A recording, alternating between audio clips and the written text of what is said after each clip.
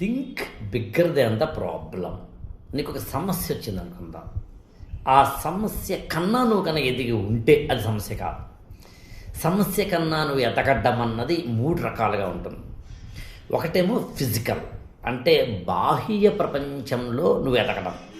రెండేమో psychological లేదా mentality పరంగా ఎదగడం. మూడవది స్పిరిచువల్గా ఎదగడం. ఈ 3 రకాలైన ఎదుగుదలలో నువ్వు ఉంటే సమస్య కన్నా బిగ్గరగా నువ్వు ఆలోచించడం మొదలు పెడతావు. చిన్న ఉదాహరణ చెప్తాను. ఇక్కడ ఒక టేబుల్ ఉంది. టేబుల్ మీద చిన్న బొమ్మ ఉంది. నేల నుంచి ఆ టేబుల్ ఒక ఏదో 2 అడుగులు ఏదో అనుకుందాం. చంటి పిల్లవాడేమో ఇంతవరకే ఉంటాడు, మనమేమో ఇంతవరకు ఉన్నాం. ఇప్పుడు చెప్పండి, మనం తీసుకోవాలి అంటే చాలా ఈజీగా తీసుకోవచ్చు. చంటి పిల్లవాడు ఎగరాలి.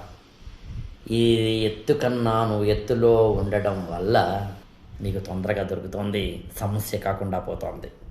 చంటి పిల్లవాడి కన్నా ఎత్తులో ఆ బొమ్మ ఉండడం వల్ల సమస్య అవుతుంది. సమస్యని బొమ్మనుకో, నువ్వు ఎక్కడున్నావో తేల్చుకో. ఇప్పుడు ఎదుగుదల బాహ్యంగా అన్నాను. కాస్త డబ్బు సంపాదించడమే సమస్య అంటే ఎదగలేదు అర్థం అన్నమాట. Simple logic. నువ్వు ఏదో ఎదగలేదు, నీ స్కిల్స్ ఇంప్రూవ్ చేసుకోలేదు, నువ్వు కష్టపడ్డం మానేసావు, నీకు డిసిప్లిన్ లేదు, నీకు ఫోకస్ లేదు. ఎందుకు డబ్బులు వస్తాయి? కోరిక ఉంది, అది నీకు రావట్లేదు, అది సమస్యగా మిగిలిపోయింది అంటే దానికన్నా ఎదగట్లేదు. నువ్వు మార్కెట్లో ఒక షాప్కి వెళ్ళినప్పుడు దీని ప్రైస్ ఎంత అని అడిగినప్పుడు దీని ప్రైస్ ఎంతో అంతే చెప్తాడు మార్కెట్లో అమ్మేవాడు. నువ్వు కూడా అంతే. నీకు ఎంత ఇస్తారంటే నువ్వు ఎంతకు తగ్గితే అంతే ఇస్తారు.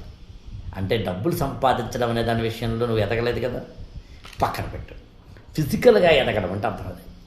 మెంటాలిటీలో సైకలాజికల్గా ఎదగడం అంటే బ్రాడ్ మెంటాలిటీ. అసూయ ద్వేషము లేకుండా ఉండగలగడం, ఇన్ఫీరియారిటీ కాంప్లెక్స్లోంచి బయటపడటం, అన్నిటికన్నా ఇంపార్టెంట్ కాన్ఫిడెన్స్ తోటి క్లారిటీ తోటి బతకగలగడం. స్పిరిచువల్ అంటే చాలా సింపుల్ చెప్తాను, ఏం లేదు. నిన్నాళ్ళు నీ జీవితంలో ఆలోచించి దక్కేది దక్కక మందు, దక్కనది ఎప్పటికీ దక్కదు. దక్కింది శాశ్వతంగా నీతో ఉండదు, దక్కనది శాశ్వతంగా నీకు దక్కకుండా పోదు. అర్థమైందనుకుంటా. అది అర్థమైతే స్పిరిచువల్గా కూడా ఎదిగినట్టే. అలా ఎదిగితే ఏది సమస్య కాదు, కేవలం వాస్తవంగా మాత్రమే నీకు కనిపిస్తుంది. అంటే ఫ్యాక్చువల్గా మాత్రమే కనిపిస్తుంది, ప్రాబ్లమేటిక్గా కనిపించదు.